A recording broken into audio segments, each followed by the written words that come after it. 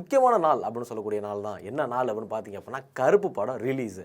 அதாவது நம்ம தமிழகத்தை எடுத்து பார்த்தோம் அப்படின்னா, கிட்டத்தட்ட ரொம்ப நாள் ஆச்சுங்க. இந்த எஃப்டிஎஃப்எஸ் அப்படின்ற ஒரு பார்க்குற ஒரு விஷயம் போய். அதாவது முன்னாடிலாம் வந்து பார்த்தோம் அப்படின்னா, ஒரு விஜய் படம், அஜித் படம், சூர்யா படம், தனுஷ் படம், சிம்பு படம், ரஜினி படம், கமல் படம் அப்படின்னு சொல்லி எல்லாரோட ஜாம்பவான்களோட படம் எல்லாமே எஃப்டிஎஃப்எஸ் அப்படின்னு சொல்லுவோம். அதாவது முதல் நாள் முதல் காட்சி.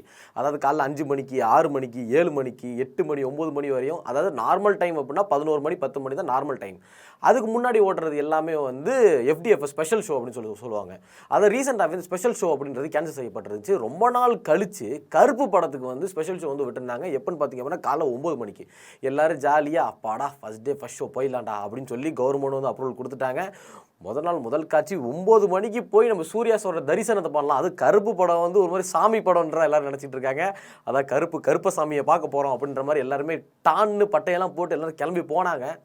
ஆனால் தற்காலிகமாக இப்போ வந்து 9 மணி ஷோ வந்து கேன்சல் பண்ணிட்டாங்க. என்ன காரணம்